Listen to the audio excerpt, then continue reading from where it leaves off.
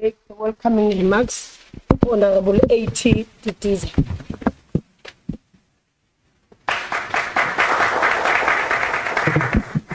Thank you very much, House Chair Majosi. House Chair Hadebe was whispering and saying Angela. That's my name, Honorable Angela Thokozile Didiza, commonly known as Toko.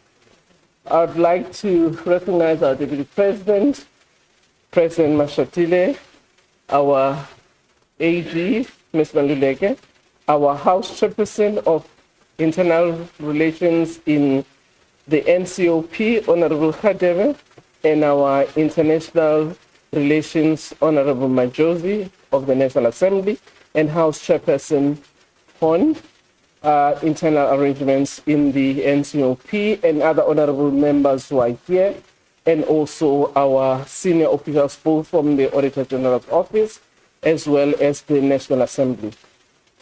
We want to welcome you to this short ceremony this afternoon, where both the Auditor General and the Speaker of the National Assembly will be handing over the declarations of the processes that we have undertaken as these different arms of state in preparation of South Africa's chairship of the G20. You'd appreciate that in November last year, South Africa took over the chairship of the G20, and in his declaration, President Ramaphosa indicated that he would like to ensure that this G20 chaired by South Africa will be as participatory as is possible, ensuring that various arms of state, as well as the different sectors such as business, civil society, women's grouping, academia, financial institutions, and communities will actually make an input on the G20 theme, which will finally lead to the Leaders' Summit. So as Parliament, we have had various engagements in the various provinces, but also hosted the Youth Parliament, whose focus was on the P20 theme, as well as the Women's Parliament, also on the P20 theme, which culminated in the P20, which was the Speakers' Summit. This involved both Houses of Parliament, the National Council of Provinces, and the National Assembly. So today we want to welcome you. We were officially handing over to the Deputy President our declaration, which will then form part of South Africa's input to the G20 Leaders Summit, which will be held here in South Africa in the coming week. So you are most welcome. In my language, I would say, Kululani Baiti. I would have also said the dogs have been tied so that they don't bite you. So you're most welcome. Thank you very much. Thank you very much, Honorable Speaker. His Excellency, the Deputy President, Honorable Hon would not understand what I'm about to say, but I omitted greeting my colleagues, the two House Chairpersons. That's why so I can't explain it in English. But no, let me recognize the House Chairperson, Honorable Hon, and House Chairperson, Honorable Hadebe. But now I will continue and give an opportunity to our Auditor General of South Africa, Ms. Maluleke, to come and do remarks and presentation of the SAR20.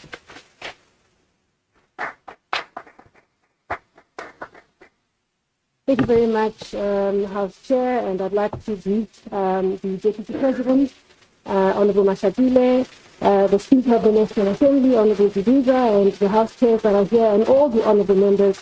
Ladies and gentlemen, a very warm greeting to each and every one of you this afternoon.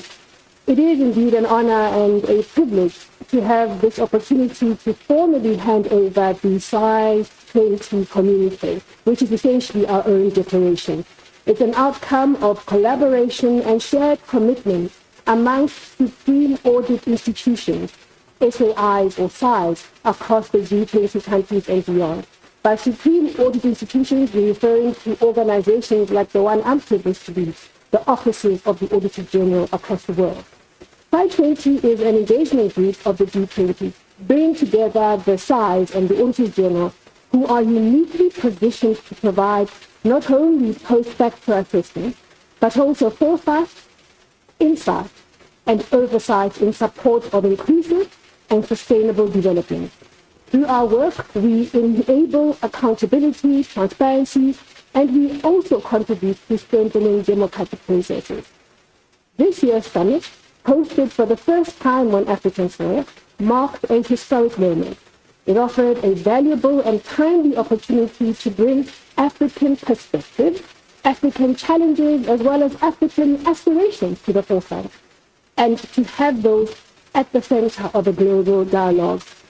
I am pleased that beyond the G20 members that were present, we had in attendance some of the key players from the continent as observer countries, and that allowed us to contribute to this important engagement as a continent.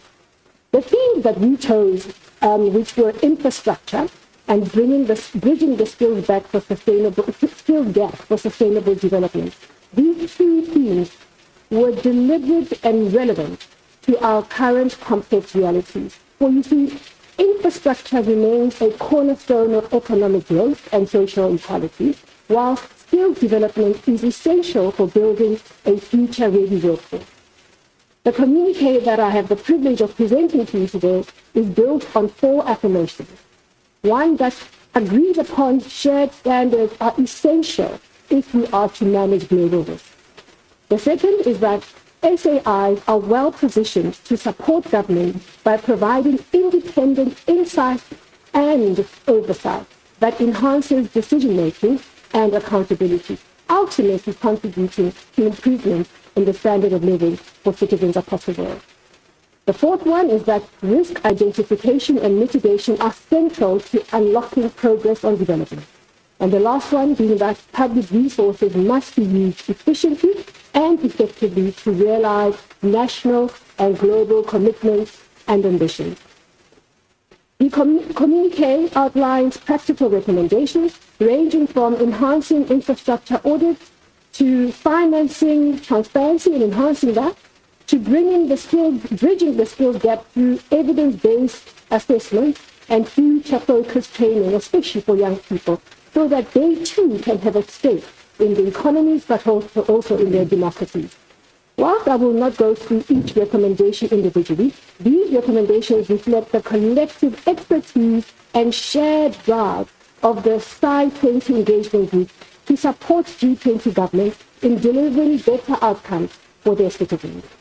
Honourable Deputy President, on behalf of P20, I am honoured to present this communique today, and we hope that the insights that we share will support our government as well as the governments of other G20 countries and beyond in their development efforts, and that they will indeed be meaningfully reflected in the broader G20 declaration. Thank you very much.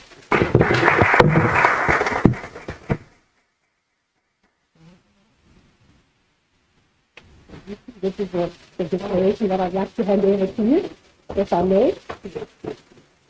This is the outcome of our work. Thank you very much.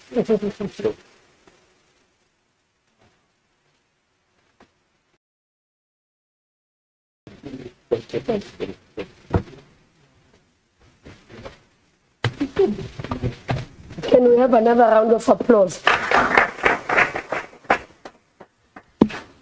Thank you very much. I will once again call upon the Honourable Speaker of the National Assembly to also do the remarks on the presentation of the P20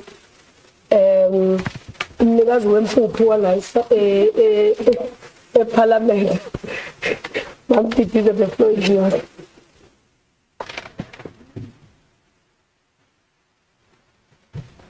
Thank you very much. I'm not sure when you say umnikazi wempuphu here like Parliament, what do you mean?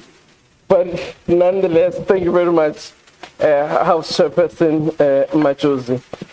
Deputy President, indeed it is an honor and privilege that we as the presiding officers of this Parliament, starting from the Executive Authority, myself and Honorable Mtsweni Tsipane, together with our deputies and House chairpersons, who actually led this process, supported by the Secretary of Parliament and his team, are able to present to you a communique that came out of the P20 Speakers Summit.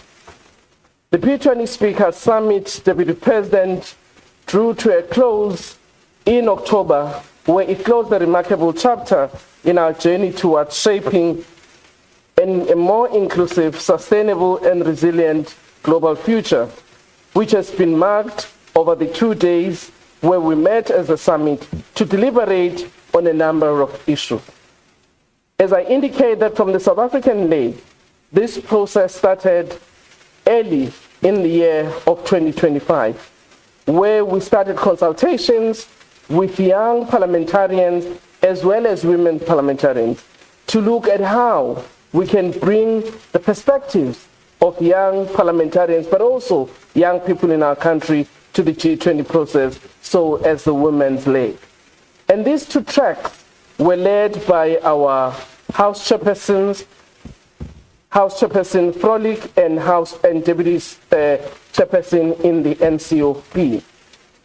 And I must say, Deputy President and honorable members and our guests who are here, that these two processes culminated to what we called the Youth Parliament and the Women's Parliament, where again, further deliberations were held on what we need to do as parliaments to bring a more inclusive and a just society. In this deliberation, one of the things that became clear was that parliaments are not just spectators on global matters, but through parliamentary diplomacy, a lot can be achieved to support our governments, but also to be critical on some of the global issues that are taking place. One of the core concerns that parliamentarians discussed in the G20 looked at the increased participation of youth and women in our parliament. Because in our view, those are important stakeholders that must ensure that their perspectives do shape our world. Secondly, we looked at issues of solidarity with our various communities. And as parliaments, we agreed that issues of solidarity cannot actually be left only to governments to deliberate upon. But there are key issues around which, as parliaments, need to take interest on. So one of the key issues that was deliberated related to the debt cancellation, which has been piloted by a number of parliaments and multilateral groups. Because in our view, we can never have an inclusive global economy if we do not address the issues of debt that a number of developing countries are facing. Similarly, the issues that were also deliberated upon looked at how we can protect communities who have got critical minerals that are required by others for development, and look at how those communities beneficiate and how those countries' economy can actually leverage on those mineral deposits that are in their country. In a way, parliaments were saying we need to ensure that we play an oversight role to make sure that communities whose mineral deposits are actually key for their development serve that purpose, unlike what we've seen over the years. The issues of peace, particularly global peace, was another issue that was discussed. And I must say, Deputy President, that while there might have been differences of opinion on some of these matters and how we achieve global peace, there was an appreciation that Parliament can actually play an important role in creating issues or areas of dialogue and spaces that are safe where we could look at various options on what we need to do to address issues of global peace. Again, the issues of trade became part of the issues for deliberations amongst parliamentarians to look at how we can build back better after COVID-19 and ensure that instead of protectionism that we see growing, we can actually allow better trade regulations that ensure that countries can trade freely amongst themselves. So, Deputy President, P20 Speakers Summit here present to you a declaration that we hope that our leaders, as they meet, will take into consideration and be able to deliberate and act upon. We retain our responsibilities as Parliament to do oversight work so that what is agreed is not only in paper, but actually can be implemented. Thank you very much, Deputy President, and here is our declaration.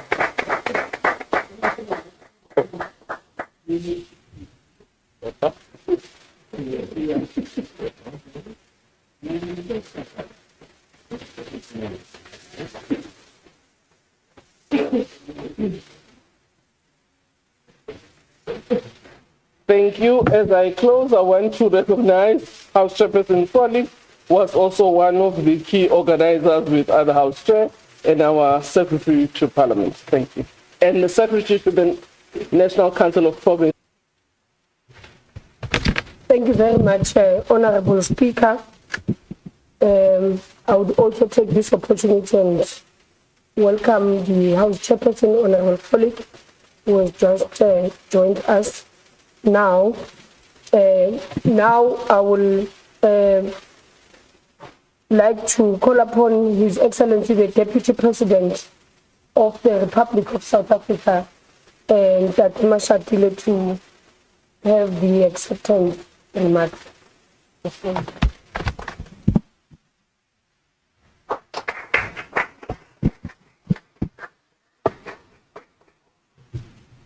Thank you very much, Program Director, House Chairperson, Honorable Majosi, Honorable Speaker, Honorable Tigotigiza, all House Chairpersons here present, Secretary of Parliament, and the NCOP, the Auditor General, Ms. Takane Maluleka, Chairpersons of engagement groups, senior government and parliament officials, distinguished guests, members of the media, ladies and gentlemen. It is my distinct honor on behalf of the government of the Republic of South Africa to formally receive the SAI 20 Summit communique, the P20 declaration, and the accompanying joint declaration of the inaugural P20 meeting of young parliamentarians and the joint declaration of the second P20 meeting of women parliamentarians 2025. These instruments collectively represent the strength of multilateral engagements and the depth of democratic legitimacy within the G20 processes. They ensure that the voices of oversight institutions, parliaments, women, and youth are not only heard, but embedded in the architecture of global governance. The Supreme Audit Institution, SAI 20 communique, reminds us of the indispensable role of Supreme Audit Institutions in promoting accountability, transparency, and sound governance. Your insights and recommendations underscore the critical role that SAIs play in strengthening governance, promoting fiscal responsibility, and ensuring that public resources are used efficiently and effectively for the benefit of our citizens.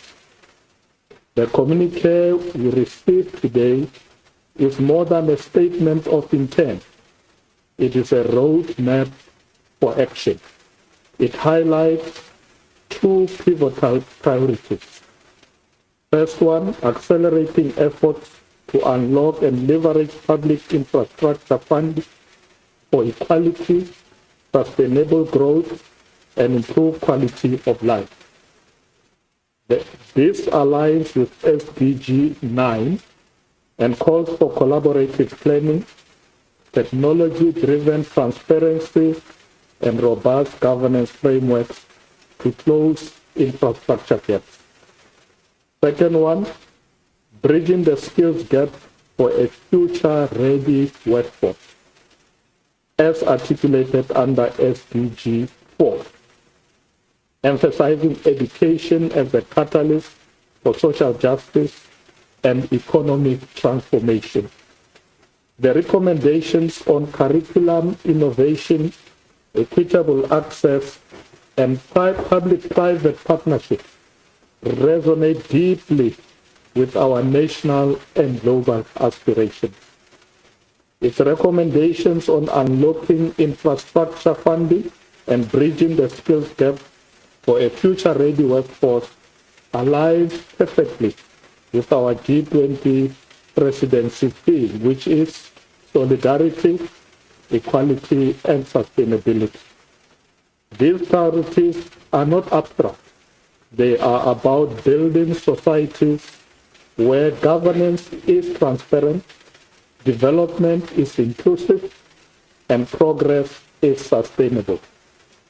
The P20 declaration, together with the declarations of women and young parliamentarians, affirms that parliaments are where diplomacy becomes reality through law, oversight, budgetary decisions that impact the daily lives of citizens. These voices make the global policy table broader, fairer, and more representative. They remind us that global governance must reflect gendered experiences and generational justice, not only in theory, but also in process. I therefore also acknowledge the joint declaration of the second P20 meeting of Women Parliamentarians 2025, which advanced the imperative of gender-responsive legislation, equal representation, inclusive budgeting, and closing gender gaps in access to opportunities, especially in climate, energy, finance, and digital transformation.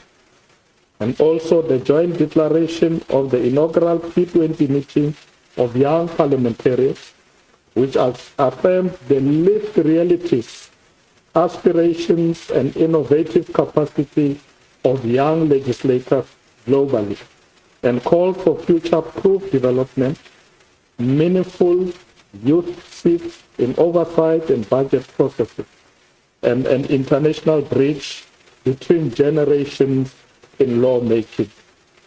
These two declarations are not side documents. They are core instruments of democratic legitimacy. They ensure that parliamentary solidarity encompasses gendered experiences and generational justice, not just in theory, but in practice.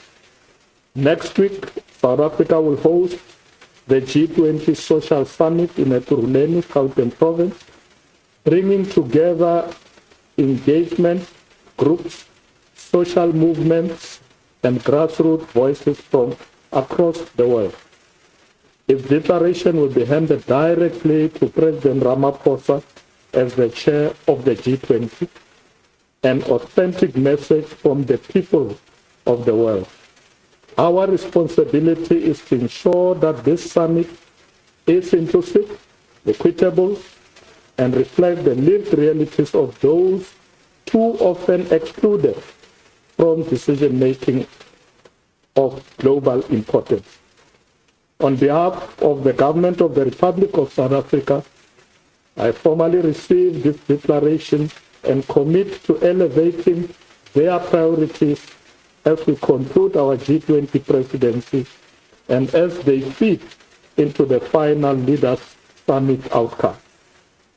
South Africa's G20 presidency has insisted that the G20 must lift all voices and not leave constituencies behind. And today, through these instruments, including the voices of women and young parliamentarians, the global policy table becomes broader, fairer, and more representative. In conclusion, Program Director, let us view these documents not as the end of a process, but as the beginning of renewed collaboration, transforming principles into measurable progress for all. Thank you very much, and I'm happy that you had the opportunity to spend this afternoon with us. Thank you very much.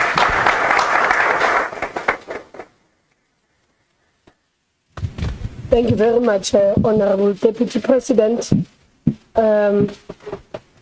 I will now give an opportunity to all media houses present today, if there are any questions, but I will apply my head of the House Chairperson, 1 minute each.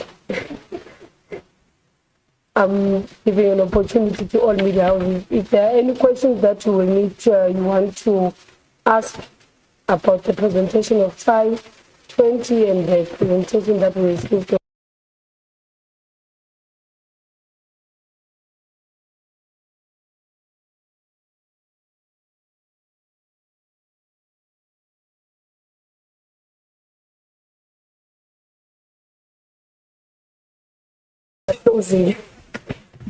I'm happy then to go to the last item for this afternoon, which is the closing.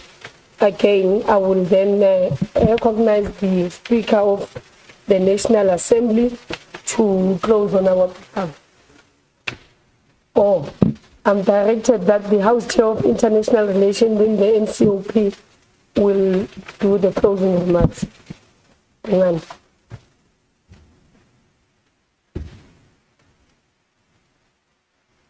Thank you, Honorable House Chairperson Majosi, the Speaker of the National Assembly of the Parliament of the Republic of South Africa, the Auditor General, the first one, the first and that one. You, the Deputy President of the Republic, the leadership of Parliament as a whole, all the other participants in this session that we are having here. It was a great session indeed, that the Parliament and the Republic of South Africa was given an opportunity to host this memorable event of the P20 and those of the sector meetings. So this work which is done today in giving the declaration to the President, the Deputy President of the Republic, is a proof that our Constitution enjoins the three arms of the state to work together. I know that it would have been ideal that the judiciary was supposed to be here, and then so that the three arms of state can be working together, although they operate independently, but at the same time they do their work in support of our democracy. So, Speaker, the work which we have done, it was so difficult. Sometimes people need tensions, fighting among each other, who must come, who must do what, but at the end of the day, as the former President Mandela said, it always feels difficult until it is done. So today is a proof that it is done. It is done. So siyabonga kuwo wonke umuntu okhona.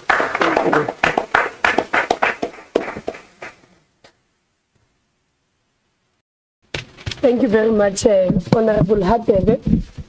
Now we've come to the end of the program, and thank you to everyone who have attended today. Advocate Pindela, you were seated right at the back. I didn't see you and the STP there as well. My apologies to recognize you at the end. I heard that Advocate Tidlela, but I was wondering where you are seated. We've come to the end of the program, and thank you very much for gracing this event and this short program of ours in this afternoon. I would say the program stays adjourned. Thank you very much.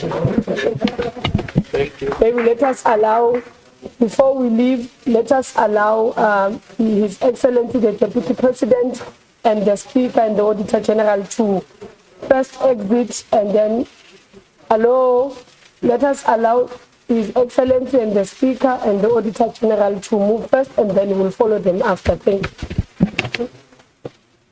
you.